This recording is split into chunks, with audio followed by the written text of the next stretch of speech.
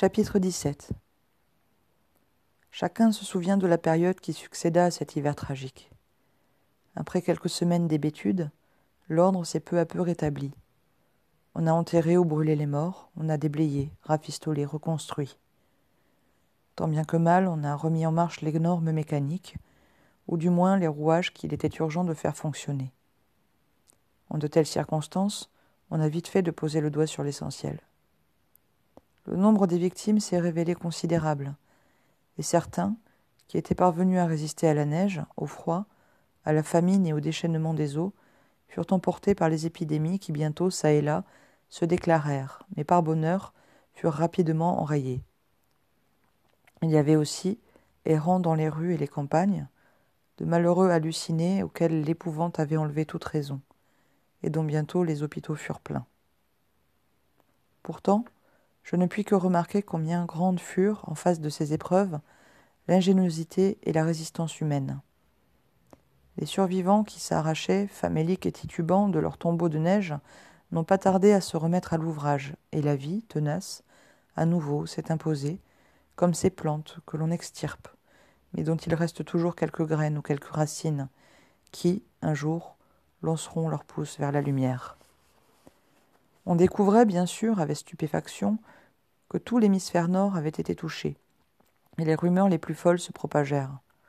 On parlait d'une arme absolue, braquée sur nous par un autre monde, acharné à notre perte, d'une soudaine défaillance du feu central, d'une modification de l'axe de rotation du globe. Que sais-je encore ? Des illuminés voyaient la main d'un Dieu vengeur, résolu à punir enfin l'humanité de ses crimes.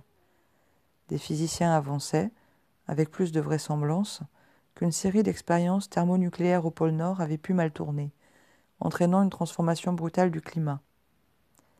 Mais comme la station ultra-secrète et les spécialistes qui l'occupaient étaient restés ensevelis sous des millions de mètres cubes d'une neige qui, elle, n'avait pas fondu, on ne pouvait vérifier l'hypothèse.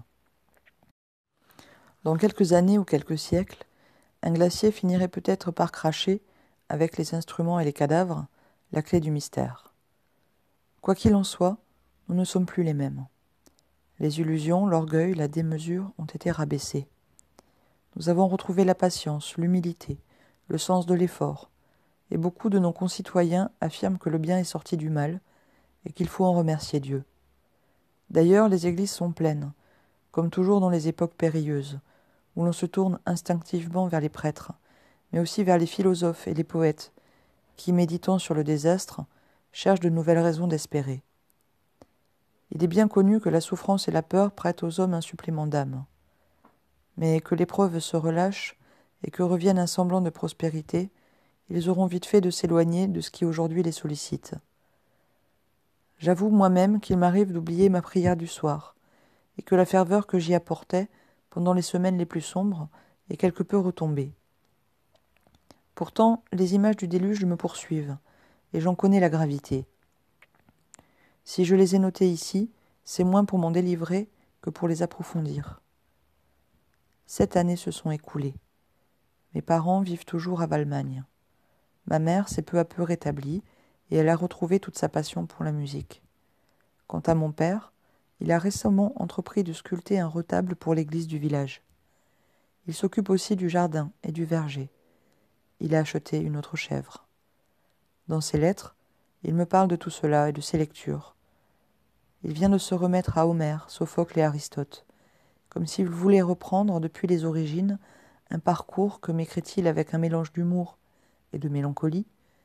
Il a somme toute peu de chances d'achever. J'étudie le français à l'université de Lyon. Mes amours avec Catherine n'ont pas été heureuses. Sans doute avais-je trop rêvé d'elle, dans la nuit de ma prison, pour n'être pas déçu par la réalité. Lorsqu'il m'arrive de la croiser dans le village et d'échanger quelques mots avec elle, à peine si je reconnais la jeune fille qui a tant occupé mes pensées et à laquelle je trouvais tous les charmes. Noémie est pensionnaire au lycée de Grenoble, où elle termine sa première. Mais dès que nous le pouvons, nous profitons des vacances pour nous réunir au chalet. Lorsque la veille de Noël, je descends à la gare de Gap, la présence de la neige a vite fait de raviver mes souvenirs. Mon père m'attend sur la place, et je reconnais de loin sa canadienne et son bonnet de fourrure. Nous nous embrassons, je sens ses joues glacées contre les miennes et sa barbe où luisent de menus flocons. Il dépose ma valise dans le coffre de sa voiture et nous montons lentement à travers la forêt. Rien n'a changé là-haut. La cour est déblayée, le tas de bois soigneusement rangé contre la façade. Ma mère nous attend derrière la vitre, et quand elle aperçoit les phares au tournant de la route, elle efface la buée d'un geste vif, qui est pour moi comme un signe de bienvenue. Je pousse la porte. Le plancher grince sous mon pas, un feu brûle dans la cheminée. Je reconnais les odeurs du bois, du foin, de la cuisine, celles des cheveux de ma mère. Alors je suis vraiment de retour, et les semaines, parfois les mois d'absence s'effacent. Je redeviens le jeune garçon que j'étais, et il me semble que je ne voudrais plus ni vieillir ni bouger. Plus tard, au milieu de la nuit, je m'éveillerai dans ma chambre. Je n'entendrai aucun bruit, et aussitôt je penserai au silence de la neige. Pendant quelques secondes, je me demanderai si nous ne sommes pas à nouveau captifs, et au fond, je ne serai pas tellement surpris que s'élève le hurlement des loups. J'aime toujours l'hiver, mais j'avoue qu'il m'oppresse, et désormais c'est le printemps que je préfère, lorsque les ruisseaux cascadent dans la prairie et que s'épanouissent les premières fleurs. Je me souviens alors du bruit de l'eau, qui fut pour nous le signe de la délivrance. Les après-midi de soleil, je vais souvent m'asseoir entre les blocs de pierre que l'avalanche a déposés sur l'autre rive du torrent. Depuis quelques années, y croissent de jeunes sapins et des bouleaux particulièrement vivaces, de telle sorte que ce lieu ressemble à l'un de ces jardins labyrinthes dont mon père aimait nous lire les descriptions dans les récits de voyage en Orient. Il fait tiède à l'abri du vent. Les oiseaux, le soir, viennent s'y réfugier en grand nombre, et ils s'agitent longuement, invisibles dans les branches, jusqu'à ce que la nuit qui tombe les apaise.